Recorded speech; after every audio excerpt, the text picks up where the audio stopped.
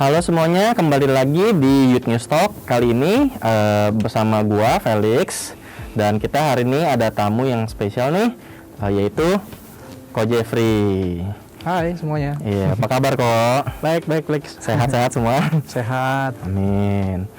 Oke, mungkin kebanyakan dari kita udah kenal sama Ko Jeffrey, tapi ya mungkin in case ada yang belum kenal, jadi kita kenalan dulu sebentar ya kok ya. Mungkin boleh info sekarang kerjanya ngapain segala gitu. Ya, ini senang banget bisa ketemu teman-teman semua di DMY ya, Discipleship Making Youth. Iya. Oke ya, mungkin yang belum kenal, nama saya Jeffrey dan hari ini saya pelayanan di GKBJ Kelapa Gading, Gereja Kristen Baptis Jakarta ya. Dulu mungkin teman-teman pernah yang angkatan lama mungkin kenal saya. Saya sempat pelayanan di Youth GKY Sunter sini mulai dari tahun 2000, sekitar tahun 2010 ya, sampai kurang lebih tahun 2013 kalau nggak salah. Ya, jadi kena yang angkatan lama mungkin kenal. Oke. Iya ya, yang udah lebih tuir ya kayak gua gitu. Udah familiar, cuman mungkin yang masih muda-muda mungkin ya masih lebih baru lah gitu, belum terlalu familiar gitu ya. Oke, berarti memang udah lama, cukup lama jadi hamba Tuhan ya kok ya?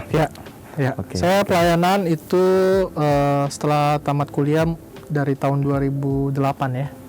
2008, dan memang fokus pelayanan di youth, di remaja gitu ya. Jadi sampai sekarang juga masih pelayanan di youth, pelayanan di remaja. Oke.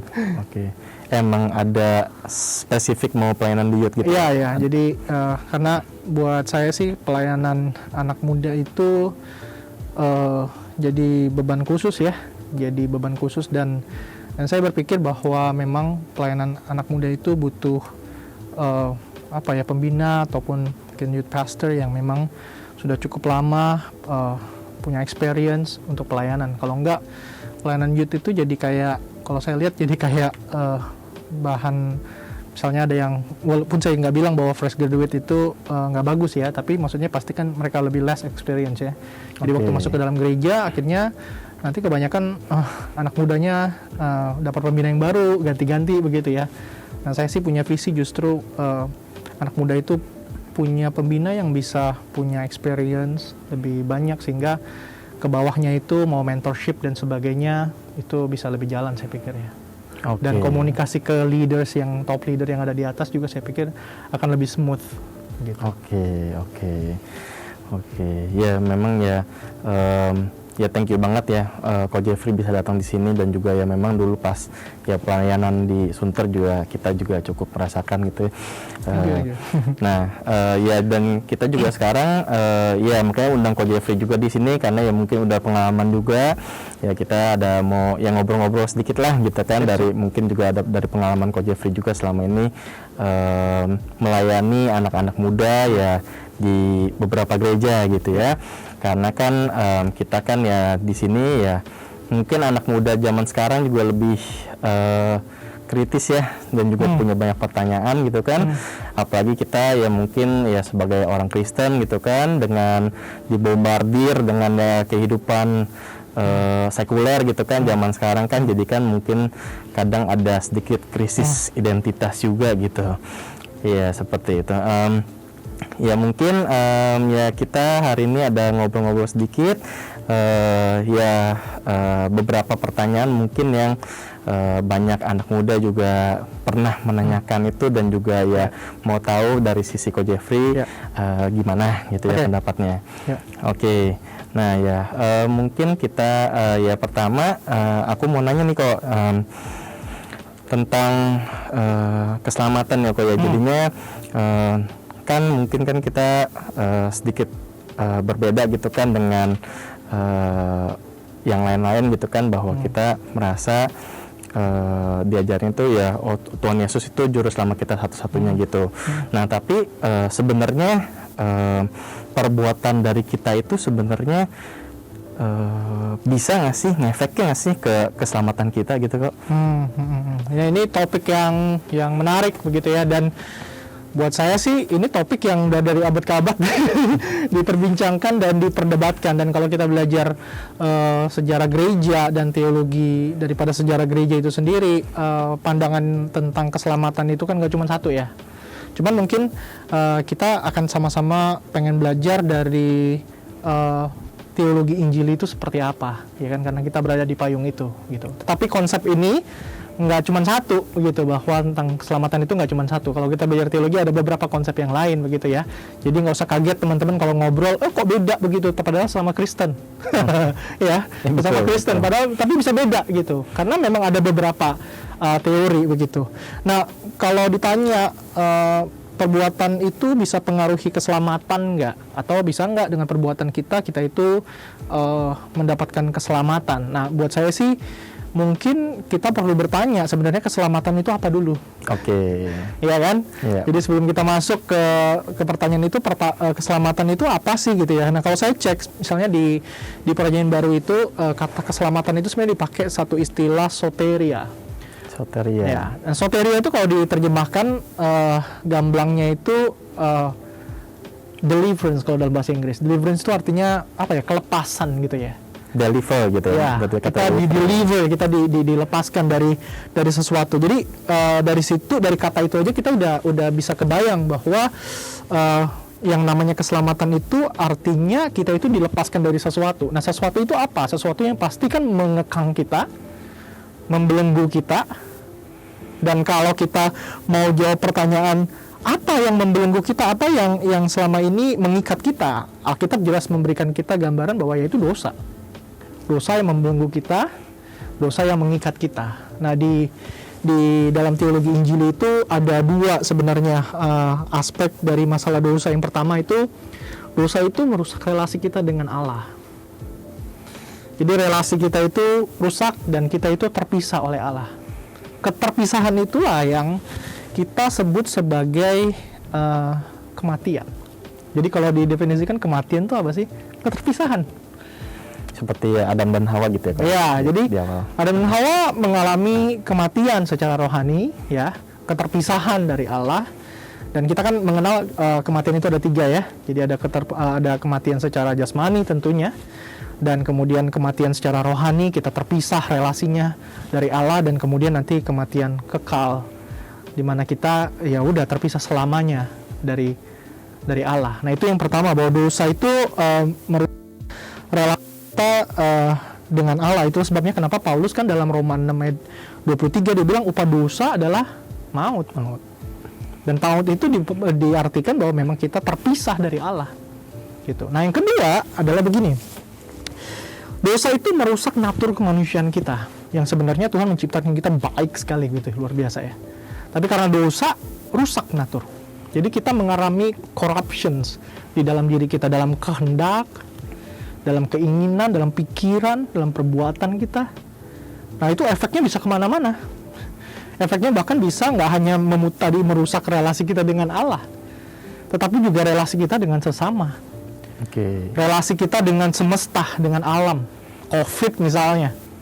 Ya, saya nggak tahu teman-teman percaya Felix percaya teori konspirasi atau enggak. Tapi kalau kita percaya bahwa itu dari keserakahan manusia yang mengeksplor alam luar biasa, termasuk animals, kemudian mengakibatkan muncul virus ini, ya itu bentuk wujud daripada implementasi daripada kerusakan natur manusia itu.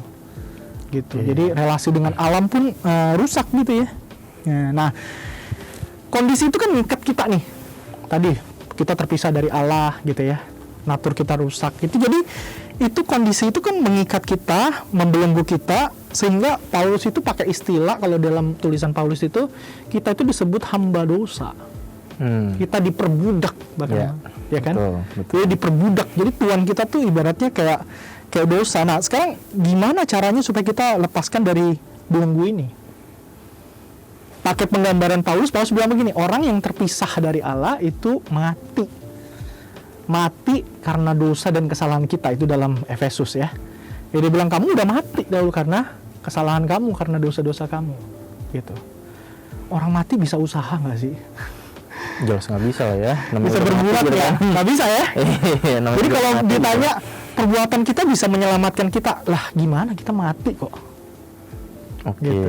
Jadi itu aja kita udah bisa punya gambaran bahwa ya nggak bisa gitu loh. Karena perbuatan kita mau diselamatkan atau deliverance ourselves, nggak bisa. Sebab kita dalam kondisi mati nih. Karena keterpisahan dengan Allah tadi kan kita sebut sebagai kematian tadi. Kita mati secara rohani. Kita nggak bisa deliverance diri kita dari belenggu itu, nggak bisa. Karena kita mati. Itu sih yang apa namanya yang saya bisa katakan. Makanya Paulus itu berulang kali bilang kita itu butuh kasih karunia. Keselamatan itu anugerah dari Tuhan. Iman kita itu adalah anugerah daripada Tuhan. Gitu. Percaya kita itu anugerah pemberian daripada Tuhan, bukan hasil usaha kita. Gitu. Jadi kira-kira gitu jawabannya. Nah, tapi seringkali begini, saya nggak tahu Felix pernah dengar itu ini atau enggak ya? Apa nih kok? Waktu kita pasti kan diajar tuh di khotbahin ya bahwa perbuatan kita nggak bisa menyelamatkan. Cuman ada orang cenderung itu kemudian menganggap bahwa perbuatan itu jadi nggak penting. Nah, saya kasih sebut aja seorang tokoh reformasi, bapak reformasi kita, Martin Luther. Kan dari dia juga kan kita mengenal bahwa ya kita itu bukan dibenarkan karena perbuatan kita. Dia menolak kan itu, bahwa itu anugerah daripada Tuhan. Tapi di lain sisi sebenarnya Martin Luther juga menolak yang namanya disebut dengan antinomian. Antinomian itu anti hukum ya. Anti hukum. Iya, jadi pengertiannya adalah hukum dan perbuatan itu orang-orang yang antinomian itu merasa bahwa nggak perlu lagi hukum, nggak perlu lagi perbuatan gitu sama sekali.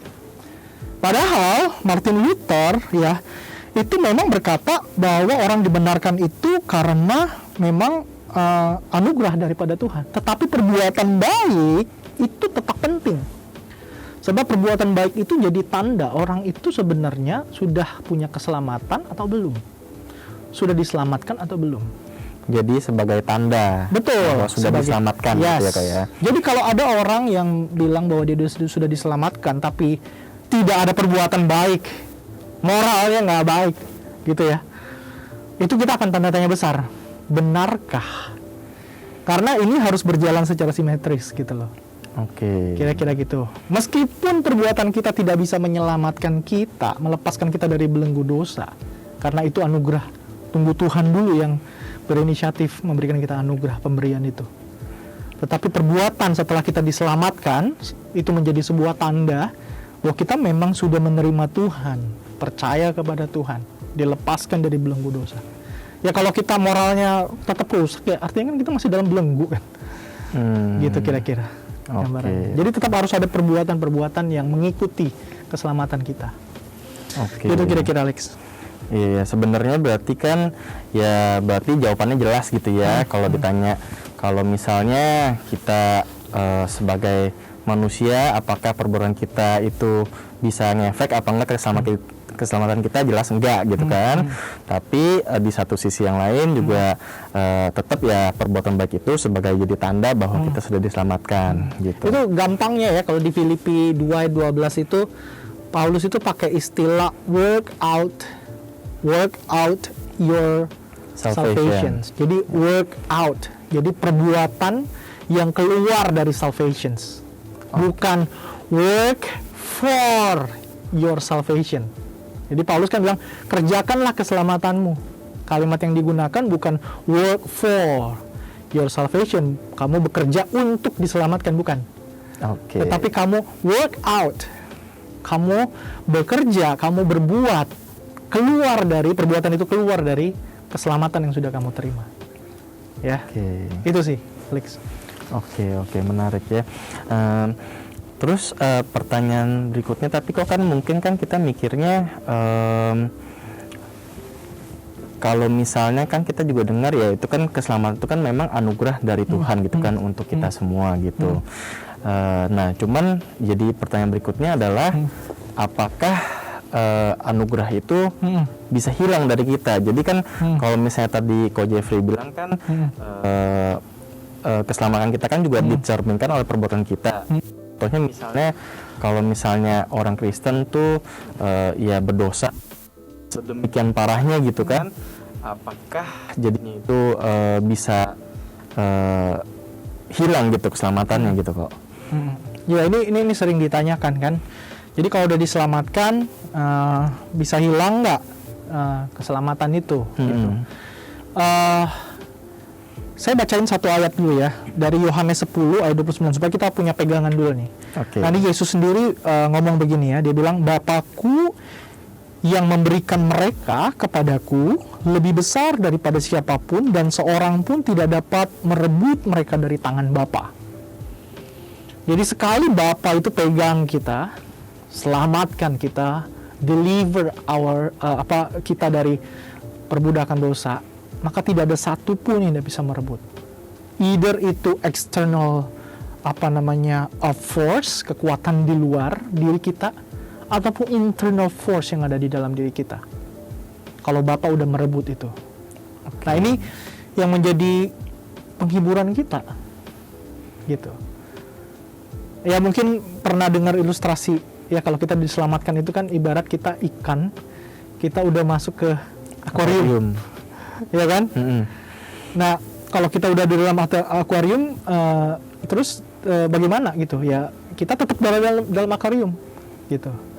Nah, kalau kemudian dia jauh dari Tuhan, jatuh begitu ya, misalnya berbuat dosa, ya dia jatuhnya di dalam akuarium. Dia tetap ikan yang berenang di dalam kasih karunia Tuhan, begitu kira-kira. Jadi ya tidak ada yang bisa merebut gitu. Tapi kita nggak pernah excuse ya bahwa kemudian kalau gitu suka-suka gue dong, gue mau berbuat dosa. Nggak begitu ya? Nggak begitu. Iya, karena memang itu yang suka dipakai jadi excuse orang-orang gitu ya. Jadinya karena gue udah selamat ya, kenapa gue nggak boleh dosa gitu kan? Ya sekali-sekali boleh lah gitu kan. Ya malum lah nanti Tuhan mengampuni ya. Iya, nanti Tuhan juga ampunin lagi gitu. Nah, itulah yang Luther juga tentang kan waktu itu, bahwa dia menolak juga orang-orang yang antinomian tadi, yang nggak mau taat hukum, yang mau hidup bebas sesukanya, gitu. Kalau kata filsuf tuh ada begini, bilang ada freedom itu, kan ini kan ngomongin kebebasan ya. Freedom itu ada dua, ada yang namanya positive freedom sama negative freedom. Negative freedom itu adalah freedom without law. Jadi kebebasan tanpa hukum. Tapi filsuf juga menyadari ada freedom yang positif. Apa? Freedom with the law. Jadi dengan hukum gitu. Bayangin kalau kita lagi nyetir di jalan ya, dan semua orang nggak mau taat aturan lalu lintas gitu ya. Lampu merah dia jalan, lampu hijau dia stop, ngopi gitu ya. Nah, pertanyaannya adalah kita bebas nggak di jalan raya itu sampai kepada tujuan kita? Nggak bebas ya. Itu yang disebut dengan negative freedom. Jadi nggak ada freedom yang sejati. Itu harusnya freedom dengan adanya boundaries, adanya aturan, sehingga kita bisa menikmati freedom itu dengan bebas di dalamnya, gitu. Jadi tetap ada limitnya gitu ya. Yes, gitu. Itu yang memastikan kita menikmati freedom itu dengan luas, dengan luar biasa. Gitu. Oke. Nah, ngomong-ngomong freedom nih ya kok ya, kan ya ada kata free-nya juga kan, kita juga ada yang namanya free will juga gitu ya, ya kan, kita kehendak bebas gitu kan. Nah tadi kan Coach Jeffrey kan bilang kan ada limitnya gitu. Nah cuman ya kan kita juga sering nanya gitu, kalau misalnya Tuhan itu kan udah mengatur semuanya gitu ya. Nah tapi kan kita kan manusia kan juga sebenarnya apakah kita benar-benar memiliki kehendak bebas atau enggak gitu kan. Kalau misalnya kita semua udah diatur ya berarti mirip kayak robot dong gitu kan kok. Gimana tuh kok menurut kok? Iya, nah hal yang pertama ini dalam kaitan dengan keselamatan ya, supaya kita nggak lebih luas ya, bahwa kira-kira kehendak bebas manusia itu ada nggak ya kira-kira ya di dalam manusia itu bisa menerima keselamatan, begitu kan. Nah tadi yang perlu kita pahami pertama adalah Tuhan itu kan nggak menciptakan kita sebagai robot. Itu yang kita baca di dalam kitab Kejadian loh. Jadi Tuhan itu memberikan Adam kebebasan untuk memilih.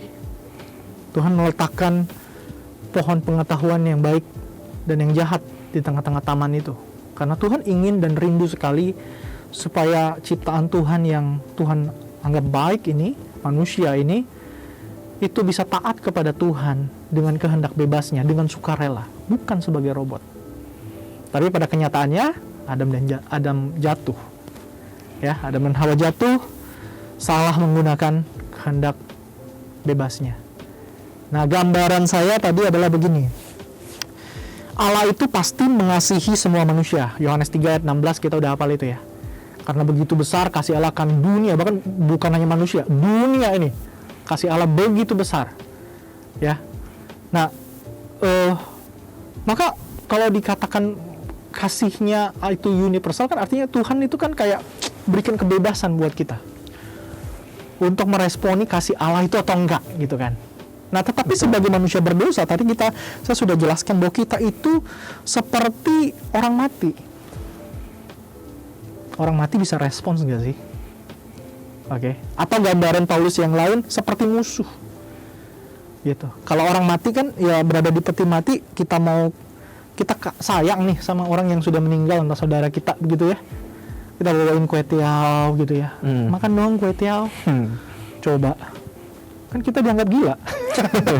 Nggak bisa lagi makan kue tiaw. Kalau mau kasih kue tiaw, kasih waktu dia masih hidup. Masih hidup, ya. Iya kan? Gitu. Nah, gambaran kita tuh kayak orang mati itu. Ya Tuhan mau bawa apa aja nggak bisa gitu ya. Ya, udah nggak punya kehendak lagi karena dia mati. Maksudnya kehendaknya ada, tapi dia tidak bisa merespons gitu. Ya. Atau gambarannya sama kayak saya misalnya kita bertengkar nih. Ya, saya ludahin muka Felix, cus gitu ya. Waduh, benci banget dong sama saya. Ludahnya depan ini lagi jemaat. Pasti benci banget ya. Besok saya bawain pizza, saya bawain KFC, McD, pasti kamu tolak dong. gengsi. Iya, dan satu pasti kamu benci banget dong. Iya, udah kesel. Nah, gambarannya kan orang berdosa kan kayak gitu sama Tuhan. Tuhan itu udah kasih sayang, create everything manusia, tapi dia ludahin mukanya Tuhan. Bahasa Paulus, kita jadi seterunya Allah, musuhnya Allah. Nah, kapan relasi itu bisa balik lagi? Bukan karena kalau kita mau berkehendak pun kita nggak bisa. Sampai Tuhan yang sendiri yang inisiatif, kamu sendiri yang diludahin itu datang dan bilang, aku mau ampuni kamu. Gitu gambarannya. Ya. Ada seorang penulis teolog bahkan bilang begini, gambaran kita itu kalau bicara tentang free will, kita itu ibarat, kita masih tetap free nggak? Kita ibarat burung yang punya sayap, tapi sayapnya itu broken, patah. Dia tetap bebas untuk terbang nggak? Atau dia punya, tadi kan katanya punya kehendak bebas juga nggak? Punya. Sama seperti burung tadi yang punya broken wings ya. Dia bisa tetap terbang nggak? Bisa, dia bebas, bisa bebas untuk terbang nggak? Bebas. Ya, kalau free to fly. Silakan. Ya, free to fly, but cannot. Nggak bisa. Kenapa? Broken wings. Gitu. Jadi masih ada free will nggak? Masih tetap. Tapi masalahnya broken, nggak punya ability. Makanya di dalam teologi Injili, dalam teologi Calvin, itu disebut orang itu diselamatkan karena ada namanya effectual calling, panggilan yang efektif, panggilan yang mempersuade kita, ya, mengappeal kita itu untuk pada akhirnya kita itu manusia berdosa itu punya keinginan, dan itu kerja Roh Kudus. Ingat tugas Roh Kudus, menginsyafkan manusia akan dosa, kebenaran dan Kristus dan penghakiman. Jadi sampai Roh Kudus, Allah berinisiatif memberikan Roh Kudus bekerja dalam diri kita, maka kita baru kemudian merespon kasih Allah yang besar itu. Makanya kita percaya bahwa kita itu diselamatkan karena anugerah, inisiatifnya Allah, karena Allah yang bekerja dulu sebab kita mati. Kira-kira gambarannya begitu. Free will-nya tetap ada, tapi tak mampu. Oke. Gitu. Ada, tetap ada ya kok ya. Iya. Tapi ya nggak 100% gitu. Yes. Oke. Karena tadi yang ilustrasinya itu ya cukup bagus sih. Jadinya bisa lebih kebayang gitu ya. Burung tapi sayapnya patah gitu kan. Yeah. Mau terbang boleh nggak? Bisa apa nggak? Ya. Mau terbang boleh silahkan, tapi kan ya kalau sayapnya patah ya nggak bisa terbang gitu. Oke, nah berarti kan kalau misalnya dari Ko Jeffrey juga kan berarti semua kan itu inisiatifnya kan dari Tuhan gitu ya. Betul. Karena kita tanpa Tuhan ya nggak bisa apa-apa gitu istilahnya. Berarti kan ya Tuhan tentuin gitu kan, dia mau selamatin siapa aja nih gitu kan. Nah, dia kan memilih gitu kan siapa aja yang akan diselamatkan. Nah, cuman kalau misalnya seperti itu kesannya apakah jadi kayak pilih kasih nggak sih kok gitu? Kayak Tuhan pilih kasih. Oh, kenapa Tuhan nggak kayak selamatin semua orang gitu kok? Ini saya kasih dasar dulu buat teman-teman ya, karena ini kan teologi keselamatan yang demikian ini seringkali kan apalagi buat orang zaman sekarang membuat orang pada akhirnya melihat bahwa wah Allah lu memang Allah yang pilih kasih ya, so I don't want to believe dengan Tuhan yang kayak gitu. Kenapa? Ya Allah lu pilih-pilih kan gitu ya. Betul. Nah tapi waktu kita belajar sebagai murid Tuhan kan kita menemukan memang itu ada di dalam Alkitab, and we cannot ignore those verse gitu loh. Misalnya saya kasih 2 ayat aja di Yohanes 6 ayat 44 tuh memang bilang begini, Yesus sendiri bilang begini, tidak ada seorang pun yang dapat datang kepadaku jikalau ia tidak ditarik oleh Bapa yang mengutus aku, dan ia akan kubangkitkan pada akhir zaman. Jadi nggak ada seorang yang bisa have a relationship again with God atau hidup kembali tanpa itu ditarik oleh Bapa. Ayat yang lain Yesus dengan jelas ngomong di dalam Yohanes 15 ayat 16, ini ayat terkenal sekali. Bukan kamu yang memilih aku, tetapi aku yang pilih kamu. Itu udah jelas banget. Gitu. Jadi ya memang Tuhan yang pilih kita, mau gimana? Nah, seringkali pemahaman tentang Allah yang pilih kasih itu kan muncul karena kita memahami story-nya hanya sebagian. Kita harus memahami story-nya itu secara komplit. Bahwa Allah itu dari mulanya mengasihi kita, bukan hanya kita manusia, tapi seluruh semesta. Makanya Tuhan ciptakan, jadi Allah bukan boring, lalu kemudian ciptakan dunia ini, enggak ya? Oke. Ya, dunia ini diciptakan, Tuhan memberikan ruang di dalam dirinya. Ya, Allah Bapa, Anak dan Roh Kudus di dalam relasi mereka yang begitu intim itu ya, memberi ruang di dalam dirinya untuk kemudian ciptaan itu hadir. Itu aja udah tindakan kasih gitu. Nah, Tuhan menciptakan semuanya, manusia udah dikasih luar biasa, tapi tahu manusia yang memberontak. For the first time, at the first place, Tuhan itu kasih. Dan Yohanes kan bilang gitu ya, Allah adalah kasih. Tapi kan manusia yang ludahin Tuhan. Itu sebabnya ya murka Tuhan, upah dosa adalah maut, keterpisahan dari Allah, itu yang menjadi upah kita. Kenapa? Karena kita ludahin kasihnya Allah, Allah yang mengasihi kita. Gitu.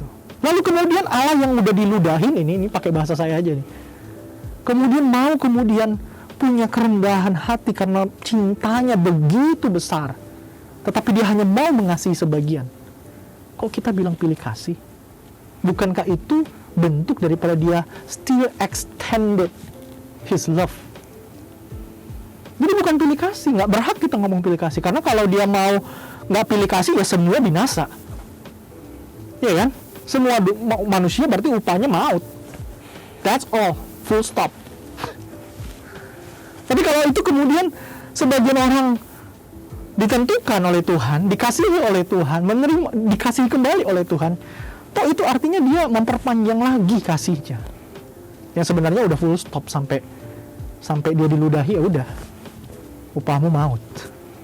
Oke. Nah, jadi pemahaman tentang Allah yang pilih kasih demikian itu buat saya sih karena memahami story tentang kasih Allah itu sebagian aja, tidak memahami secara komplit. Kurang lebih begitu ya. Nah, ini pemahaman yang kita pegang lah, yang kita di dalam teologi Injili ya, gitu. Ada pandangan yang lain nggak? Ada. Jadi saya nggak bilang bahwa ini satu-satunya pandangan, teman-teman ya. Ada pandangan yang lain, ada. Jadi nggak usah kaget kalau kemudian kita menemukan teori atau teologi yang berbeda. Oke. Ya kita maklumin aja dan kita mungkin bisa belajar melihat dari mereka itu melihat dari perspektif yang mana. Mungkin bisa bukannya menjadi lawan debat tapi enrich our perspective, itu sih buat saya. Karena sekarang kan bukan eranya competition kan, eranya collaborations gitu ya. Kurang lebih begitu dah gambarannya. Oke. Gitu. Oke, jadi ya kalau dari penjelasan Ko Jeffrey cukup jelas ya bahwa sebenarnya ya Tuhan memilih orang diselamatkan bukan artinya Tuhan pilih kasih gitu kan, tapi justru ya memang awalnya Tuhan itu sudah sangat mengasihi kita ya ciptaannya, dan juga ya bahkan ketika Dia mengasihi kita tapi kita malah meludahin balik ke Dia gitu ya, tapi Dia masih mau menyelamatkan sebagian dari kita, itu ya sebenarnya bentuk perpanjangan dari kasih itu gitu ya, bukan malah lebih ke arah melihatnya pilih kasih gitu. Oke. Ya so far sih cukup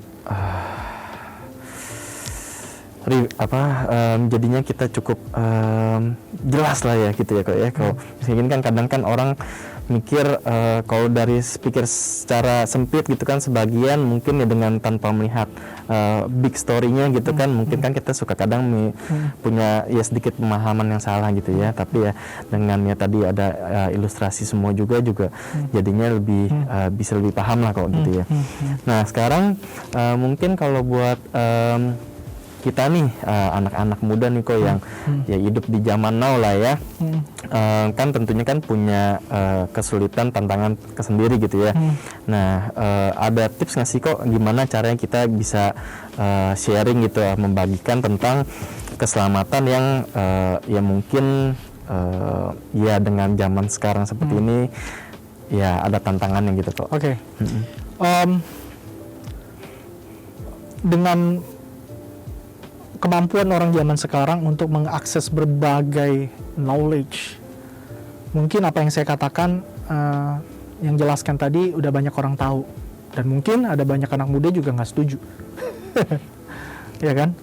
Jadi gimana sih ngomongin tentang keselamatan kepada anak zaman sekarang? Saya berpikir bahwa kita nggak bisa pakai teologi sistematika. Mungkin yang saya sampaikan tadi banyak kan ada unsur sistematik berpikirnya. Mungkin tidak pakai teologi sistematika.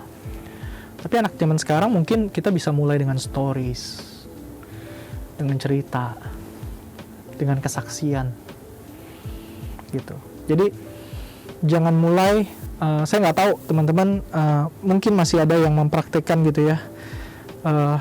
Pertanyaan misalnya, ini jadi kritik lah ya. Teman-teman bisa setuju atau enggak? Langsung nembak gitu dengan pertanyaan, kamu yakin nggak kamu mati masuk surga? Gitu ya. Mungkin bagi sebagian anak muda hari ini nggak akan peduli dengan pertanyaan itu. Nggak relevan gitu ya kayak. Iya, pertanyaan itu harusnya tetap relevan, tapi nggak peduli aja anak ya, mereka sekarang. merasa itu yang ada hubungannya gitu. Iya gitu. Jadi mungkin tidak mulai dengan itu. Makanya kita mulai dengan stories, dengan kesaksian, dan saya sebenarnya lebih setuju kalau ya kita berteman dengan otentik. Kalau kita ngomongin tentang anak zaman sekarang ya kita mesti jadi teman begitu. Gitu. Kalau Henry Nouwen, itu penulis favorit saya, pernah bilang bahwa generasi modern itu adalah generasi kontemporer, itu adalah orang ciri-cirinya adalah generations without fathers. Maksudnya bukan tanpa ayah, yatim bukan. Tapi generasi yang nggak suka pakai otoritas. Tapi generasi yang standarnya itu adalah friends, teman. Maka kalau kita mengajukan pertanyaan-pertanyaan atau menjelaskan mereka pakai otoritas seolah-olah kayak we know everything and you have to listen to me, saya pikir mereka nggak mau dengar. Tapi act like a real friend, gitu. Makanya saya lebih senang pakai ya evangelism friendship, walaupun memang takes time, ya. Tapi saya pikir itu yang paling genuine lah, gitu. Nah, karena dalam pertemanan kita, saya yakin kalau kita udah punya kedekatan dengan seorang gitu ya, teman kita ya, ada satu titik pasti setiap orang itu mengalami titik rendahnya dalam hidup mereka. Di saat dia sharing titik rendah itulah, di situ kita membagikan stories bahwa manusia memang rapuh. Dan manusia itu butuh Tuhan. Manusia nggak bisa menyelamatkan diri sendiri. Bahkan stand up by yourself to solve all your problems nggak bisa. Gitu. Jadi bersabar, jangan buru-buru, ya. Share your life, share your stories, sampai dia merasa bahwa wah, ada hikmatnya ini orang. Dan waktu dia mengalami titik rendah dalam hidupnya, titik rapuh dalam hidupnya, he will come to you and shares. Di titik itulah dia akan lebih open, bisa menerima bahwa memang gue rapuh dan gue butuh Tuhan. Itu sih paling. Jadi dan itu kan pasti dia rasakan langsung kan. Betul. Gitu. Karena ya orang zaman sekarang kan need experience, not theory. Iya. Kira-kira gitu deh, Alex. Iya. Ya memang sih jadinya kelihatan ya. Ya mungkin kan juga kayak ya aku sendiri juga ngerasa gitu kan, kalau misalnya mungkin contohnya kalau orang dulu kan lebih misalnya suka nih PA gitu kan, belajar Alkitab segala gitu. Cuma mungkin kalau anak-anak muda sekarang kan mungkin mereka lebih carinya tuh ya PA tetap penting gitu kan, bukan yang penting, tapi juga mereka mau something yang memang bisa relate sama mereka personally gitu ya. Makanya jadi mungkin ya dari sisi ya tadi ya friendship itu, hubungan itu jadinya ya kan Ko Jeffrey juga pakai kata otentik gitu ya. Jadi ya nggak cuman ya sekedar temen shallow aja gitu kan, tapi ya memang benar-benar bisa sharing gitu kan secara dalam juga gitu kan. Jadi juga memang ya ketika ada ya kesusahan apa gimana, kita juga tetap bisa hadir gitu ya. Karena ya aku sendiri juga ngerasain itu sih kok sebenarnya kok gitu, karena dulu pernah ngerasa ya kalau misalnya even kayak misalnya temen di gereja tapi kok kayak gitu-gitu aja gitu loh, maksudnya kan diajarin mestinya seperti apa gitu kan sebagai orang Kristen gitu, tapi merasa sebenarnya kok kayaknya cuman kayak topeng doang gitu loh.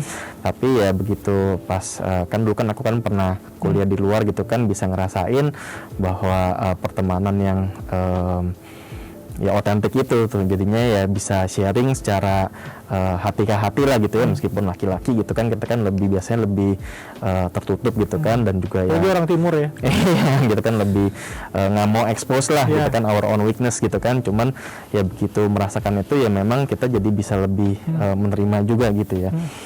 Oke. Thank you kok. Terus sama mungkin terakhir nih ya kok ya, untuk kita sebagai orang Kristen nih yang zaman now juga gitu kan, apa sih challenge terbesar kita gitu? Nah ini pertanyaan yang menarik yang saya tunggu sebenarnya.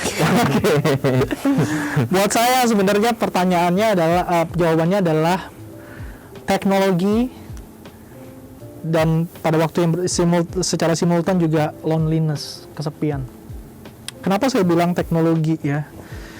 Karena teknologi itu kan membawa kita orang modern ini ke level kehidupan peradaban yang sangat tinggi, yang belum pernah ada sebelumnya. Nah, bayangin aja hari ini, bayangin kalau pandemi terjadi dulu waktu kita belum punya teknologi kayak gini. Susah kan? Tapi hari ini kita orang bisa jadi makin pinter, ya. Saya punya anak-anak yang apa namanya, yang sudah lama nggak ketemu gitu ya, waktu pandemi, waktu sekali telepon, wah ternyata dia udah belajar banyak banget gitu. Ada satu orang anak ikut kuliah, tapi dia ambil tuh mata kuliah ataupun course-course yang ada di luar dari university terkenal di dunia. Padahal ya ada stay-nya di Jakarta. Jadi dapat sertifikat ini kayak wah luar biasa, teknologi itu luar biasa. Apalagi hari ini lagi rame itu misalnya kayak metaverse gitu ya. NFT ya. Saya nggak tahu teman-teman explore itu atau enggak, tapi teknologi itu memainkan peranan yang penting dan banyak mendatangkan kebaikan buat kita. Tapi jangan lupa, segala sesuatu yang baik biasanya ada aksesnya. Gitu. Ya. Aksesnya apa? Satu, misalnya kalau anak muda zaman sekarang ya, hari ini orang mau ngakses pornografi itu gampang banget kan? Ya. bisa pakai akses buat semuanya lah gitu. Iya, gitu. Zaman dulu, waduh, saya ingat zaman saya teman-teman gitu ya, mau akses pornografi kayak kartu remi atau apa, susah banget gitu ya. Sewa DVD. Ini saya belak-belakan aja deh. Zaman sekarang nggak perlu, gitu kan. Jadi itu jadi tantangan. Jadi teknologi itu jadi mendatangkan banyak kebaikan, tapi juga pada waktu yang sama menghadirkan tantangan buat kita. Apalagi kita merasa bahwa kita ini orang diselamatkan, kan itu saya bilang bahwa perbuatan itu penting sebagai tanda. Gitu. Setelah kita diselamatkan, itu kan jadi challenge buat kita untuk mengerjakan yang namanya dalam doktrin Kristen itu keselamatan itu sebagai sanctification, pengudusan, proses pengudusan. Yang butuh perbuatan-perbuatan dan usaha kita. Itu kan jadi challenge gitu. Bayangkan misalnya kemarin yang rame tentang NFT misalnya, kalau ikutin. Ya ada yang bilang tuh, saya nggak tahu sih, di OpenSea itu tempat orang beli NFT itu nggak cuman gambar muka Gozali yang viral kemarin itu, atau gambar apa namanya punk ape yang mahal itu, bukan gitu ya. Tapi juga banyak gambar-gambar pornografi di situ orang upload, kan gila gitu. Itu baru satu hal gitu. Nah itu yang pertama. Yang kedua, teknologi buat orang jadi lonely. Hari ini kita bisa punya connectivity yang luas sekali ke seluruh orang di dunia, dan kita kerjakan itu di dalam kamar kita sendiri. Ada baiknya nggak? Baik, kita bisa connect, belajar, bisnis, ya kan? Tapi pada waktu yang sama ya kita cuma di kamar, lonely, sendirian. Ada sosiolog menggambarkan orang zaman sekarang itu mungkin bukan zamannya individualism. Zaman dulu kita sebut sebagai era individualism. Orang jadi individualis, nggak peduli sama orang begitu ya. Zaman sekarang tuh sosiolog pakai satu istilah yang lain. Nah, istilahnya itu network individualism. Network individualism. Jadi tetap individualis sih, tapi network, terhubung. Tapi pada waktu yang sama dia tetap individualis, bahkan justru lebih individualis. Kenapa? Karena dia merasa dia udah terkoneksi dengan banyak hal, dengan banyak orang, punya followers banyak, punya fans banyak di sosial media. Tapi sebenarnya dia lonely, gitu. Dan itu berbahaya luar biasa buat kita, ya. Ada satu, saya pernah dengar anak kuliah selama pandemi ini, hati-hati ya teman-teman, post pandemi. Jadi selama pandemi ini dia kuliah kan online, nggak ke kampus, belum pernah ke kampus sama sekali sudah 2 tahun. Oke. Dan waktu ditanya, dia bilang, kayaknya saya lebih comfort deh kuliah online. Kayaknya kalau ke kampus lebih males deh. Bayangkan, ya. Jadi satu orang jadi nggak mau ribet, tapi at the same time orang akan menjadi merasa nggak butuh orang lain, nggak butuh komunitas, nggak butuh community, nggak butuh fellowship. Padahal kan Tuhan create kita sebagai social creature, makhluk sosial. Kita butuh orang lain, gitu. Jadi ini mengerikan, ya. Anak-anak yang sekolah selama sekolah online terus, nggak pernah tatap muka, nggak pernah ada social contact secara touch, gitu, ya. Itu berbahaya luar biasa, gitu. Makanya ini perlu teman-teman yang dengerin, anak muda, ini perlu kita sama-sama sadari gitu. Nah, teknologi itu it's good for connectivity, but it's not good for community. Karena yang namanya community itu needs yang namanya embodiment touch, butuh sentuhan. Tanpa embodiment nggak ada community. Gereja metaverse, keren banget ya. Buat saya itu memang keren untuk menjangkau orang-orang yang ada di dunia sana. Tapi kalian bayangkan kalau gereja yang sekarang ini ada, yang kita berkomunitas, habis youth service, makan donat, masih ada nggak sih sekarang makan donat? Kemarin terakhir sebelum pandemi masih ada nggak sih? Nggak ada ya? Makan pizza gitu ya. Sekarang nggak bisa ya. Nah bayangin komunitasnya seperti itu digantikan dengan metaverse, gereja metaverse. Dan you can be what you want to be. Ya, kau bisa muncul di sana pakai mukanya siapa tuh artis Korea gitu, bisa. Kan jadi nggak real jadinya, gitu. Jadi wow, buat saya sih itu masih banyak perdebatan ya berkaitan dengan gereja metaverse, dan kita itu PR besar nanti buat gereja gitu ya. Tapi itu jadi sesuatu yang baik, jadi sebuah peluang yang mungkin kita belum pernah pikirkan sebelumnya, tapi pasti punya akses gitu. Dan itu membuat kita manusia jadi super lonely. Dan saya mau soroti terakhir begini. Masalahnya adalah tadi kan saya sebut Filipi 2 ayat 12. Kerjakanlah keselamatanmu. Waktu Paulus ngomong kerjakan keselamatanmu, work out your salvations. Your salvations, Paulus nggak maksudkan itu sebagai your singular, tapi your plural, bersama-sama. Jamak jadinya. Artinya keselamatan itu tidak bisa dikerjakan sendiri.